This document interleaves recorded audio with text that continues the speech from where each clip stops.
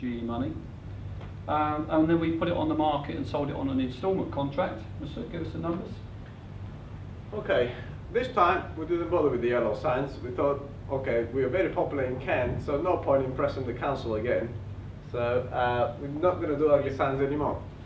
Fortunately, we applied for a right move account, and we got a right move account granted, and we could advertise under the deposit amount. So, ladies and gentlemen, when you search for property in your area, and you go on Rightmove, you put your area, do you always click lowest price first or highest price first? So do I. So when I go on Rightmove, I always click, okay, let's look at the cheapest properties in the area. So when you list under the deposit amount, £7,000, part by part rent, £7,000, no mortgage needed, estate agents advertise under the full asking price, and we advertise under the deposit amount. And if you are advertising £7,000, do you think we're always first? So it's like being on top of Google. So when you go on Rightmove and click properties in Kent, do you think this property always comes up first? Well, it did. So we did a comparison and we market a similar property, 3-bedroom house, under full market value, and we advertised under the deposit amount. The figures were staggering. In 1 week, we had 260 clicks. 260 clicks under the full market value. That's a lot of clicks, isn't it? Well, then we put it under the deposit amount. We had 120,000 clicks. How many times this is better than advertised under the full market value? Well, do you think that will get you some attention? Well, yes. All of a sudden, all the estate agents in the area get jealous with you. Let's have some numbers, Mesud, otherwise we're going to run out of time. £7,000 we took up front, and we took £250 cash though. And Doug sold the house. Here is Doug selling the house in his lovely shorts. How did he sell the house, Doug? Well, I did the viewing on this property, and there was a lovely couple, and they had a couple of boys. One was about this big, and the other one was about this big. And I was stood outside the house. Bob was inside the house. He was going to show them round. So I said to the youngest boy, "You better run inside, pick out the bedroom before your oldest brother gets in there." So he ran inside before his brother could go in, and when we got inside and we was upstairs, the youngest boy was in the smallest bedroom, and he couldn't believe it. There was a bed in there with a big fat mattress, and he was so excited, he said, "There's a bed, there's a bed." So I don't think he'd been sleeping on a bed previously. So I said, "If you go and ask Bob, he's in the other room with your parents, ask him if he'll leave it behind for you." So he ran in the other room, pulled on Bob's coat, he said, Bob, can you leave the bed behind?" And Bob said, "Cool, I've got no use for it, you can have it." So basically that's what sold the house. I was so excited about having this bed. So let's have some numbers, otherwise we're going to run. £7,000 moves you in, 3-bed available, £250 cash flow. So over a 5-year period we can make £15,000 cash flow. Why do we say 5 years? It gets confused from the fact that these contracts are not only for 5 years, okay? When we set up an installment contract, it's usually set for 25, 30, 35 years. Okay, so it's a long-term contract, unlike options. Options are usually a 3 to 5 year contract, and the buyer has got time pressure. And for that reason, 50–60% of them never complete, and usually the buyer ends up giving the property back. Is that ethical? If they invested quite a bit of money in the deal, been paying premium rent every month, and can't complete on the purchase, is that ethical? Well, that's why we never do options. So, this one we're going to make £15,000 net cash flow. That's the difference between the amount our buyer pays, £807, minus the amount we paid towards GE money. Okay? So, Bob, we babysat the property from Bob, but the property had quite a bit of equity as well. So we got a little bit of discount, and we buy it absolutely no money down. So we're going to make £20,000 on the back end. This property is already 3 years into the deal, so it's probably going to complete very soon. So 7,000 up front, 15 from cash flow, 20 grand from back end. How much we made on this? 42 grand. How many of you now would you like this deal? Is that all? The rest of you, would you like it? How much did we pay for this? Well, £1,800 towards the arrears. We got that back from the £7,000 up front. Correct. And did we move any tenants in? No. Did we spend any money on renovation? No. So a lot of people come to these meetings, I find, and they're looking for a JV partner who's got some money that can invest into their deal that they found. They can't do it because they don't have any money. These strategies that we've shown you this evening, you can do without any money. Literally, you don't need any money, particularly the next strategies, which we're going to go on to in a second. So very quickly, another Bob, funnily enough, down in Kent again, and Bob was a reluctant landlord.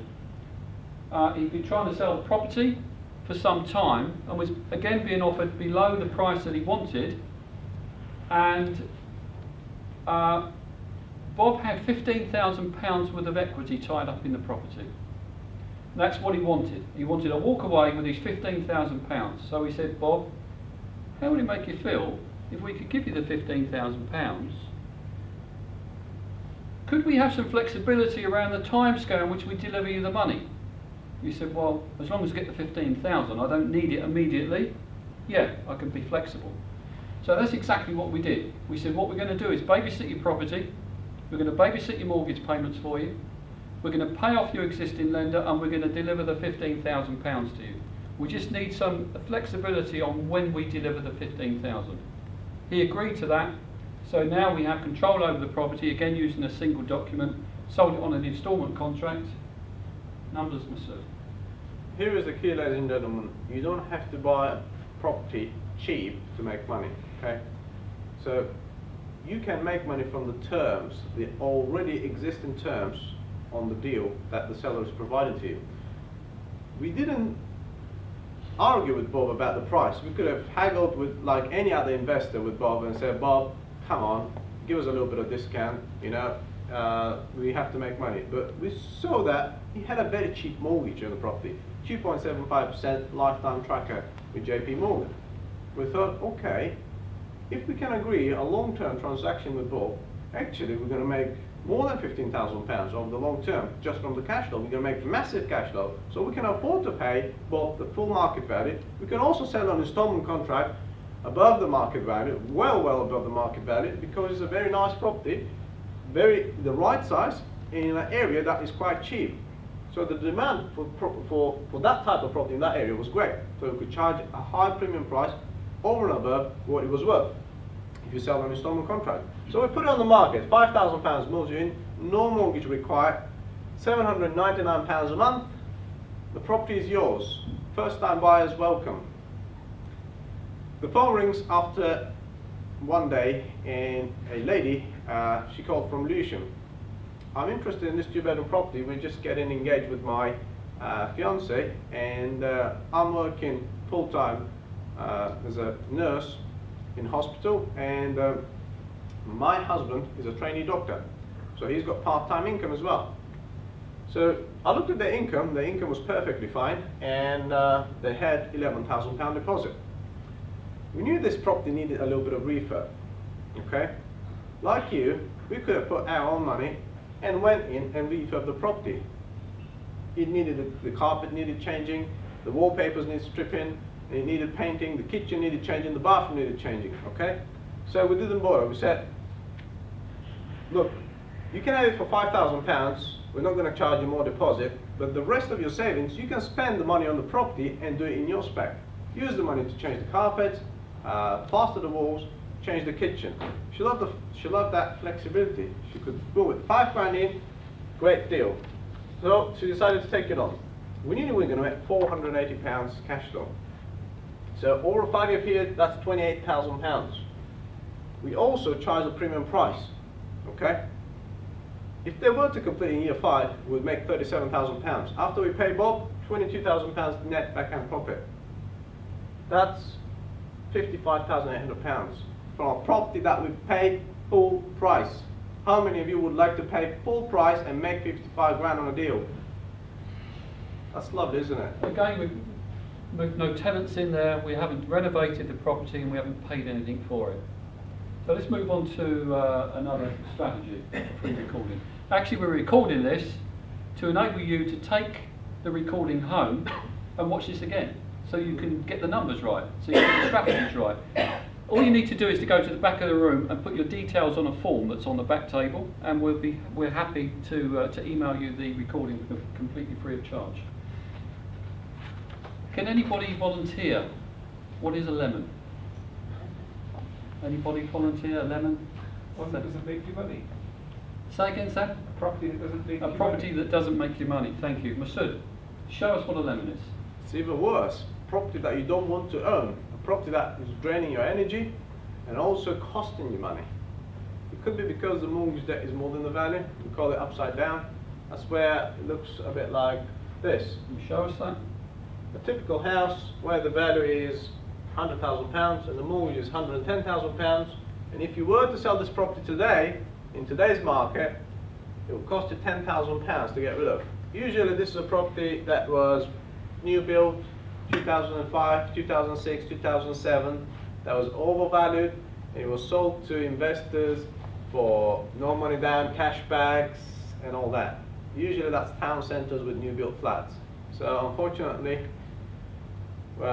we got lots of them in London, we got lots of them in Manchester, we got lots of them in Birmingham. There are quite a few in Cardiff Bay, and I'm sure there are a few in Swansea as well. Am I right? Yeah. Anybody here got a lemon? Can own up to having a lemon? I have a little bit, yeah. There you go. We've got a couple of people. I've certainly got some of them, and we're going to show you an example tonight. Let's just run over this. A lemon is also a property. It's not just because negative equity, but also where the rental income is less than the monthly outgoings. It could be because it's got a costly service charge. It could be because the yield is very bad in the area. It could be because the mortgage is very expensive. Or it could be because you're on a fixed rate for a long period of time. Show us an example of that. Here is an actual property that Doug owned in Manchester. 1 bedroom flat, rent is 525. Monthly outgoings 645. Mortgage cost about 525. Service charge and ground rent another £120. Okay, that property is £120 negative cash flow. Every month? Yeah. What's the point of owning a property, having a large portfolio and saying, I have 30 properties, if it's full of properties like that? Is there any point in that? So, how are we going to make money? How does that make you feel, Doug? It feels like I've been served a lemon. What does that do to you? It actually drains my pockets. Every month I take my wallet out and I pay £120 to the bank to subsidise the rent. It's not fun. And there are thousands of these throughout the UK. Come on, show us an example. Well, this is a property that I own in Manchester, Manchester city centre, on a canal. In fact, this deal was so good, I bought 2 of them. I didn't visit the property, I bought them off plan, and the developer was so generous, he gave me £12,000 cash back on each of the properties. So I had 2 brand new apartments, city centre Manchester, on the canal, 24,000 in the bank. I didn't even need to get a tenant. Oh, ka-ching, that's great. So I bought some in Birmingham as well, and in Leeds. And I think there was a lot of people at the same time buying these in Cardiff Bay, and I'm sure there's some places in Swansea. You probably remember that, you might. So, great deal. The problem is now it's in negative equity and negative cash flow. It's not much, just a little bit. Tell us how much. Come on. Okay. How does that make you? Okay. You know, you go out for a steak and chips, and you wait for it to come along, and they bring you a lemon. What do you do with it? Doug, you say you made 24 grand cash back. Do you still have it? No, I spent it on the negative cash flow, Okay. time and time again. Let's have a look at that. One day, that was at the end of the financial year, Doug is coming in the office and I can see his face. He's not feeling good. He says, I have got about 6 properties in red on this sheet. He says, Doug, why they're in red? Well, because they're negative cash flow and negative equity as well. We need to get rid of these. I said, Doug, okay, can you go downstairs, get the file, let's have a look, what's the situation? Let's pick one of them. I asked him, which one would you like to sell first? He said, the one in Manchester. I don't like them. The washing machine keeps breaking down. Unluckily, the flats came with dishwashers as well, so just the dishwasher was broken, so I had to replace it. I said, Doug, how does that make you feel? Pretty bad. Yeah. Okay, let's have a look. Open the file, and I'm looking NRAM mortgage. Monthly cost 525. Monthly rent? 6. No, that's just the mortgage. We're not talking about the service charge, we're not talking about the ground rent. So total cost 645 with the service charge, ground rent. And that's without the letting agent fees, that's without the management fees, and that's without the voids, okay? And he's getting only 525 rent. Also, I look at the amount outstanding. Before I did that, I did a Rightmove search. I put the property postcode on there and did 1 mile radius search. So another 1-bedroom in the same block for sale, 99,995 for sale. It's been on the market for 6 months, not sold. I looked at the amount outstanding on the mortgage, 138,500 pounds outstanding on the mortgage. That's about 40,000 pounds in my maths upside down, isn't it? If Doug had to sell this property today, how much would that cost him? 40,000 pounds. Okay? Plus the estate agents. So Doug, don't you worry, let's try to sell an installment contract. I'm sure there is a first-time buyer in there that will love to own this 1-bedroom flat. And I'm sure we can move the liability from yourself to that person. Okay, here is the key. That's why installment contracts are so beautiful. Lease options, you are still the landlord. You provide a AST and you got an option to buy, okay? So when you do an AST, you're still the landlord, you're still responsible for the service charge, ground rent, upkeep, maintenance. Okay, if the boiler breaks down, the tenant buyer on option, he can call in and say, well, you need to fix my boiler. So what's the difference of selling on option and renting a property? No difference. So the beauty of installment contracts is you exchange contracts with your buyer. So he's a buyer, not a tenant. Now, they are responsible for the service charge, they're responsible for the ground rent. Also, you can charge a premium price and you can charge a premium monthly payment, like we said earlier. How much you sell this for? Well, £5,000 moves you in, no mortgage required, total purchase price 143,999. That's quite above market value, isn't it? Right, we had a call within a couple of weeks, and this gentleman called and said, well, I'm working as a coach driver between London and Manchester, and I'm sick and tired of renting properties, so I'd like to own a nice 1-bedroom flat for myself. I said, John, how much money you got? So I've got £11,000, but I'd like to park only £5,000 of that towards this, and I'd like to keep the rest for rainy days. Okay, John, no problem. £5,000 moves you in, £802 a month, and the property is yours. Can you afford that? Of course I can. I've got an income of over £2,000, nice, comfortable, and I'm pretty happy to live in the flat. It's a lovely place. I said, John, okay, now you're the buyer, now you're the owner of the property, you're responsible for the service charge, you're responsible for the ground rent. Is that all right? No problem. Of course it's my responsibility. £5,000 we moved the gentleman in. Now we're making £260 positive cash flow. We don't have service charge and ground rent to pay anymore, and we're charging premium rent, okay, or premium installment payment.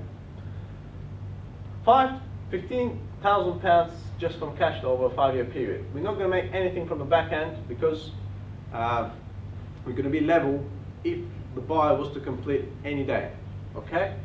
So £20,000 from a deal that was 40 grand upside down. How many of you would you like to help landlords to get rid of their lemons and make 20 grand a deal?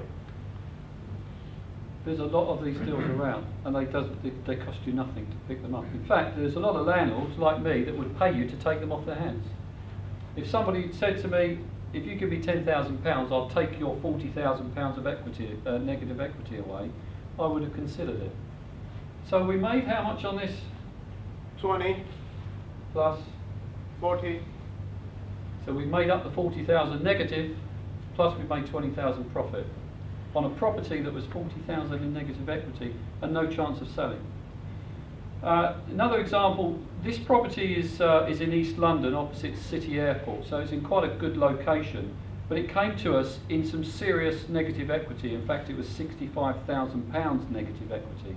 So this person that purchased this property had a similar experience to me when the developer gave her the property completely free of charge. So you had a lemon, they bought a lemon tree.